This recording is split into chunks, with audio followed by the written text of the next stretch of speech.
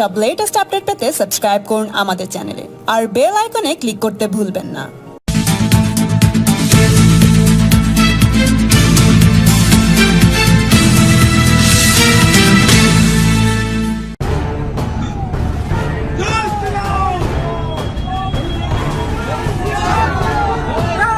ক্ষমতায় এলে রাজ্যের সব জেলায় কলকারখানা খুলবে বিজেপি, কর্মসংস্থান করা হবে যুবদের। পূর্ব বর্ধমানের রায়নার বড় বৈনানের জনসভা থেকে এমনই প্রতিশ্রুতি দিলেন বিজেপির সর্বভারতীয় সাধারণ সম্পাদক কৈলাস বিজয়বর্গীয়। পাশাপাশি এদিনের সভা থেকে মুখ্যমন্ত্রী মমতা বন্দ্যোপাধ্যায় ও তৃণমূল সাংসদ অভিষেক বন্দ্যোপাধ্যায়কেও নিশানা করেন তিনি। বিজেপির নবান্ন অভিযানের কর্মসূচির প্রাক্কালে পূর্ব বর্ধমানের রায়নায় জনসভার আয়োজন করা হয়েছিল। সভার আগে কৃষি আইন নিয়ে মুখ্যমন্ত্রীর বিরুদ্ধে তোপ দাগেন কৈলাস। তিনি বলেন, মমতা বন্দ্যোপাধ্যায় কৃষি আইন নিয়ে মানুষকে ভুল বার্তা দিচ্ছেন।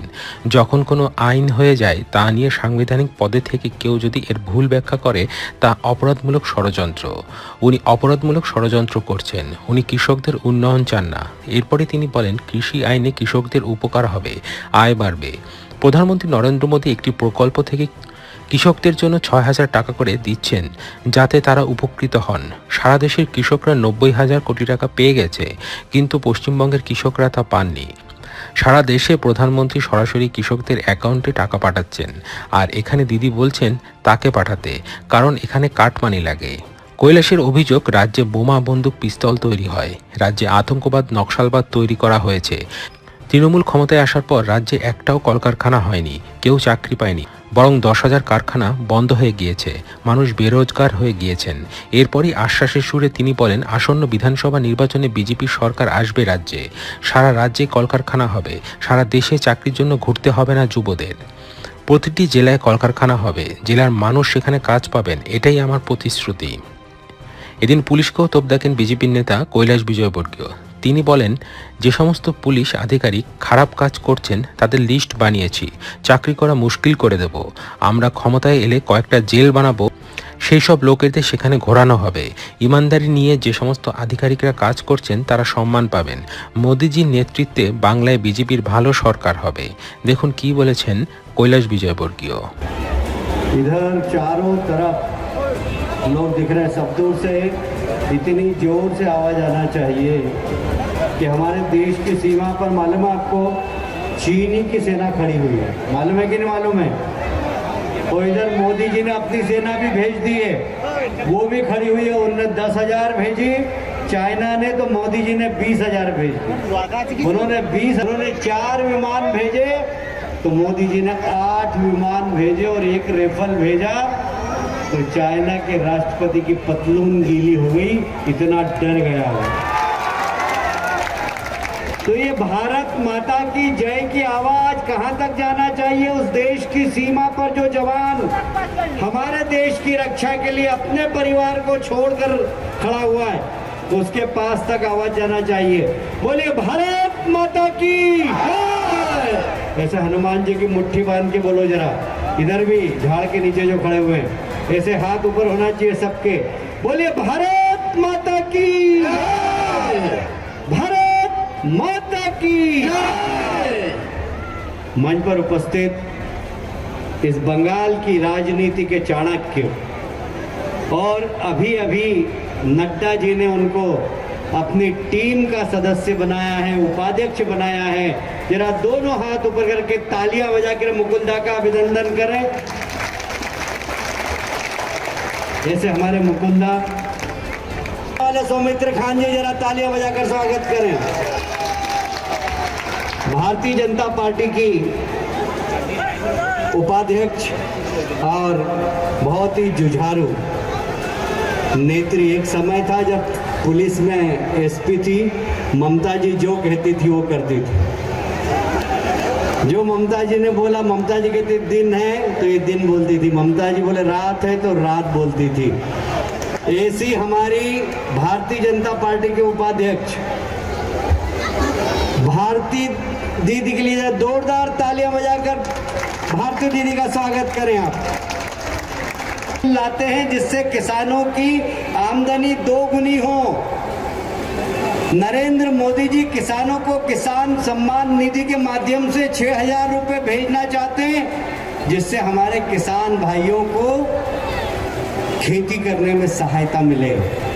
सारे देश के किसानों को 90,000 करोड़ रुपया मिल गया, किंतु हमारे बंगाल के किसान भाइयों को पैसा नहीं मिला। दीदी कहती है कि पहले मेरे को दो, मेरे खाते में जमा करो।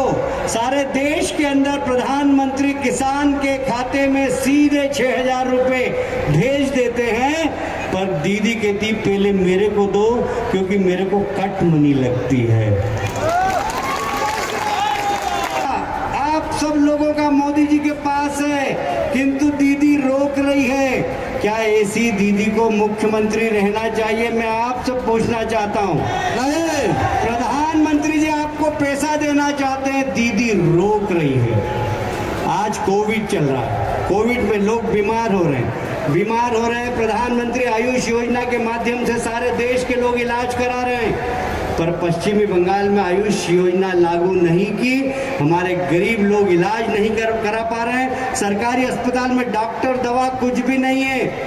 गरीब जाए तो कहाँ जाए, वो बेचारा ऊपर जा रहा है, स्वर्ग में जा रहा है। दीदी का इलाज भी नहीं है, दवा भी नहीं है, डॉक्टर भी नहीं है। देश के प्रधानमंत्री नरेंद्र मोदी जी आयुष योजना के माध्यम से बंगाल के सब लोगों का इलाज कराना चाहते हैं। दीदी नहीं चाहती है।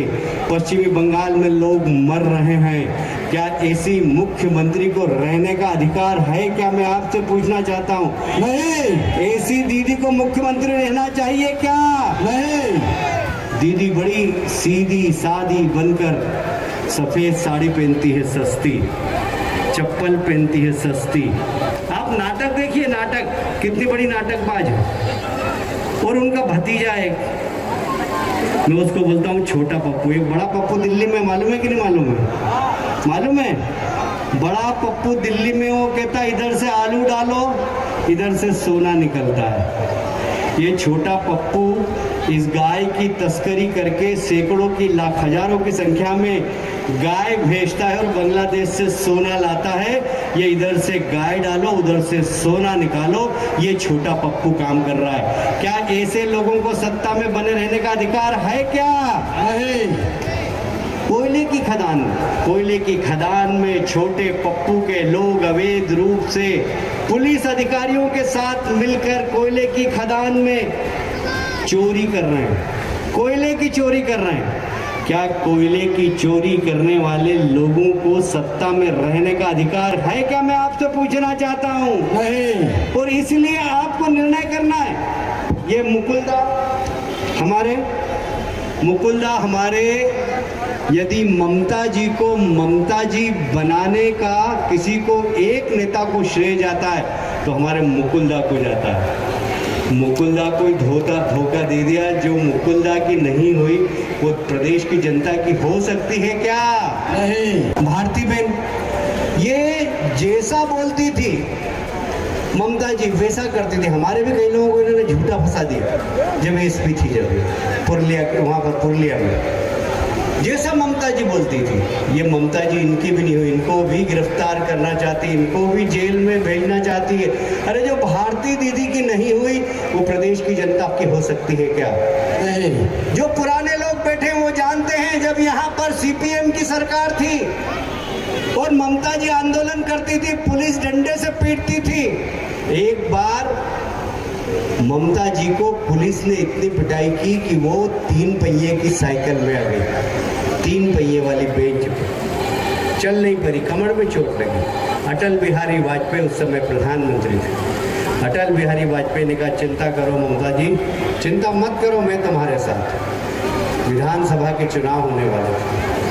अटल बिहारी वाजपेयी ने सेंट्रल फोर्स लगाकर उस विधानसभा चुनाव में जो सीपीएम धांधली करती थी उस धांधली को रोका। ममता जी मुख्यमंत्री बन गई। ममता जी मुख्यमंत्री बनने के बाद सबसे पहले उन्होंने धोखा दिया तो अटल बिहारी वाजपेयी को दिया, भारतीय जनता पार्टी को दिया। जिस भारतीय जनता पार्टी ने, जिस अटल बिहारी वाजपेयी ने ममता जी को मुख्यमंत्री बनाया, जब वो अटल बिहारी वाजपेयी की नहीं हुई, भारतीय जनता पार्टी की नहीं हुई, तो आपकी हो सकती है क्या? मैं आपसे पूछना चाहता हूँ, हो सकती है आपकी? नहीं। वो तो इस प्रदेश के 30% लोगों की है। ऐसे लोग जो यहाँ पर मुझे पता लगा है कि यहाँ पर बड़ा आतंक है, यहाँ बम बनते, यहाँ गोलियां पिस्तौल बनती है, यहाँ लोगों को चमकाया जाता है। चुनाव मालूम है कितने महीने बाद होने वाले हैं? 7 महीने बाद चुनाव होने वाले हैं। भारतीय जनता पार्टी की सरकार आने वाली है।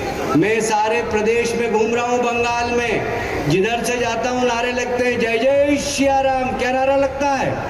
जय श्री राम। जोर से बताओ कौन सा नारा लगता है? जय श्री राम। जिधर से निकलता हूँ मैं जय जय सिया राम का नारा लगता है। लोग इंतजार कर रहे हैं कि कब चुनाव आए और भारतीय जनता पार्टी की सरकार बनाए, मोदी जी के नेतृत्व में हम पश्चिमी बंगाल का विकास करें। ये लोग तस्करी करते हैं, जो गाय की तस्करी करते हैं, जो अवैध घुसपैठी है, इन सब को कहाँ जाएंगे पता है? जेल में। कहाँ जाएंगे ये सब लोग? जेल में। गलत काम करने वाला व्यक्ति मोदी जी के नेतृत्व में बाहर नहीं रह सकता। इस बंगाल के अंदर मोदी ममता दीदी के नेतृत्व में आतंकवाद पनप रहा है। जंगल महल में नक्सलवाद पनप रहा है। ये हथियार कहां से आ रहे हैं? ये बांग्लादेश के घुसपैठे हथियार लेकर आ रहे हैं।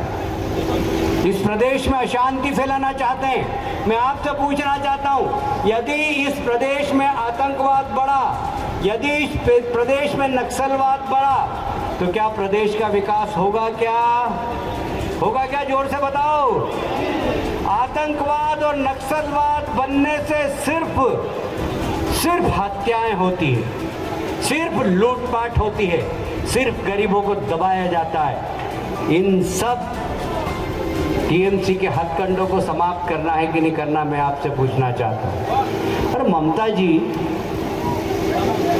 कितना नाटक करती है, कितना डबल गेम खेलती है। मुकुलदा, आपसे अच्छा ममता जी को कोई नहीं जानता है। कोई जानता है क्या ममता जी को मुकुलदा के अच्छा? मुकुलदा ने ममता जी को मुख्यमंत्री की कुर्सी पर बैठाने का संकल्प लेकर उनको बैठा दिया। अब उनने संकल्प ले लिया कि अब ममता जी को नीचे उतारेंगे कुर्सी से। क्यों मुकुलदा, उतारेंगे कि नहीं उतारेंगे? ये संकल्प लिया मुकुलदा ने। क्यों? इसलिए कि सबने सोचा था, सारी बंगाल की जनता ने, कि ममता जी मुख्यमंत्री बनेगी तो गरीबों का भला करेगी, क्योंकि वो गरीब बस्ती में रहती है आज भी। पर क्या गरीबों का भला हो रहा है क्या? मैं आपसे पूछना चाहता हूँ। नहीं। प्रधानमंत्री जी 1 रुपए किलो में अनाज भेज रहे हैं। प्रधानमंत्री जी ने फ्री में अनाज भेजा कि जाओ गरीबों को बांटो। क्या मिलता है क्या आप लोगों को? गरीबों का अनाज मिलता है क्या? ये टीएमसी के लोग, टीएमसी का सिंडिकेट सब ये खा जाते हैं। देश के प्रधानमंत्री गरीबों के लिए प्रधानमंत्री आवास योजना के माध्यम से मकान बना कर देने का काम कर रहे हैं। पर टीएमसी के पंच सरपंच कट मनी चाहिए, कट मनी चाहिए। अरे तूफान आया, तूफान में 1000 करोड़ रुपया मोदी जी ने भेजा कि जाओ जिनका नुकसान हुआ उनको दो। ममता जी ने टीएमसी के कार्यकर्ताओं को दे दिया, जिनके 3-3 मंजिला मकान थे और जिनके झोपड़े टूट गए, जिनके मकान उड़ गए, जिनकी छत उड़ गई, वो बेचारे आज भी इंतजार कर रहे हैं। क्या ऐसी सरकार को इस प्रदेश में बना रहना चाहिए? क्या मैं आपसे पूछना चाहता हूँ, जो गरीबों का पैसा खाते हैं। नोटंकी की भी हद होती है। क्या नोटंकी करती है ममता जी? सफ़ेद साड़ी पहनती है 200-400 रुपये की, चप्पल 200-400 रुपये की पहनती है। पर उनका भतीजा है ना छोटा पप्पू, वो जब आप उसका चश्मे की फ्रेम देखना, 4 लाख रुपए की खाली चश्मे की फ्रेम है, उसकी फ्रेम 4 लाख। उसके जूतों देखो आप, 10,000 से 25,000 के 1 दर्जन से ज़्यादा घर में उसके जूते। जिधर जाता है जूते चप्पल अलग पहन कर जाता है। ये पैसा कहाँ से आ रहा है? बहुत ईमानदारी का चोला पहनकर आपने इस प्रदेश की जनता को ठगा है। अब इस प्रदेश की जनता आपको पहचानने लगी है। पहचानने लगी है कि नहीं पहचानने लगी है? आप सब समझ में आ गया कि नहीं समझ में आ गया? ममता जी को हमने मुख्यमंत्री इसलिए बनाया था कि इस प्रदेश के गरीबों की गरीबी दूर होगी, बेरोजगार नौजवानों की रोजगारी मिलेगी। पर इस प्रदेश में ममता जी के आने के बाद, मुख्यमंत्री बनने के बाद, एक भी उद्योग नहीं आया। हमारे नौजवान पढ़ते हैं, लिखते हैं, नौकरी की तलाश में बंगाल में घूमते हैं, सब दूर, कहीं नौकरी नहीं। बल्कि ममता जी के राज में 10,000 उद्योग और बंद हो गए, लोग बेरोजगार हो गए। मैं आपसे वादा करता हूं, मोदी जी के नेतृत्व में आने वाले विधानसभा में भारतीय जनता पार्टी की सरकार बनेगी। यहाँ उद्योग लगेंगे, पूरे प्रदेश में उद्योग लगेंगे। हमारे नौजवान को नौकरी की तलाश में देश में भटकना नहीं पड़ेगा। हर जिले के अंदर उद्योग लगेंगे, हर जिले के अंदर वहाँ के नौजवान को रोजगार मिलेगा, ये मैं आपसे वादा करता हूँ। और इसलिए मित्रों, बहुत लंबा समय नहीं लूँगा, 4 घंटे से यहाँ पर बैठे हुए हैं और अंधेरा भी बहुत हो रहा है और यहाँ खतरा भी मेरे को बताया बहुत है, गुंडागिर्दी बहुत है। आप लोगों को घर सुरक्षित पहुँचना है, इसलिए लंबा समय नहीं लेता हूँ। सिर्फ आपसे वादा करना चाहता हूँ, क्या इस प्रदेश में आपको मोदी जी की सरकार चाहिए? हाँ। अच्छी सरकार चाहिए? हाँ। ऐसी सरकार जो सिंडिकेट समाप्त करे चाहिए? हाँ। जो कट मनी नहीं ले, ऐसी सरकार चाहिए? हाँ। जो बेरोजगार नौजवानों को रोजगार दे, ऐसी सरकार चाहिए? क्या इस प्रदेश में महिलाओं का सम्मान बढ़ाए, ऐसा लॉ एंड ऑर्डर चाहिए? तो मैं पुलिस अधिकारियों से भी कहना चाहता हूँ, याद रखो, सरकार हमारी आ रही है। वो सब पुलिस अधिकारी जो यहाँ गलत धंधे वालों से मिले हुए हैं, उन सब की लिस्ट हमने बना ली है। याद रखना, नौकरी करना मुश्किल कर देंगे। हम आएंगे ना, सबसे पहले तो 2, 4, 5 जेल बड़ी बनाएंगे, इन सब लोगों को वहीं फंसाएंगे। जो अधिकारी यहाँ पर ईमानदारी से काम करेगा, अच्छा काम करेगा, वो भारतीय जनता पार्टी की सरकार में सम्मान पाएगा। पर जो अधिकारी यहाँ पर जाति कर रहा है, जो अधिकारी ममता जी की साड़ी पकड़ के भारत के संविधान को नहीं मानता, सिर्फ ममता जी बोले वही संविधान है, ऐसे अधिकारियों को जेल की शिक्षों में हम पहुंचाने का काम करेंगे। इसलिए डरने की आवश्यकता नहीं है, चमकने की आवश्यकता नहीं है। इस प्रदेश में मोदी जी की सरकार बनने वाली है, मोदी जी का राज आने वाला है। पूरे देश में मोदी जी का राज है, पर बंगाल में ममता जी उनकी योजनाओं को गरीबों तक नहीं पहुंचाने देना चाहती। और इसलिए नागरिक बंधुओं, आपसे हाथ जोड़ के निवेदन है, हमारे प्रदेश अध्यक्ष सौमित्र खान ने सारे प्रदेश के युवाओं को आह्वान किया है कि आइए नवान की इस भ्रष्ट मोटी दीवार के पीछे जहां भ्रष्टाचार चल रहा है, उस दीवार को हिलाएंगे नवान की। और इसलिए आप सब 8 तारीख को आइए, सौमित्र खान के नेतृत्व में इस सरकार की दीवारें हिलाने के लिए हम सब 8 तारीख को वहां पर मिलेंगे। यही निवेदन करने आया था। एक अच्छी सरकार देंगे, मोदी जी के नेतृत्व में बंगाल का विकास करेंगे, महिलाओं का सम्मान बढ़ाएंगे। यही निवेदन करते हुए अपनी बात समाप्त कर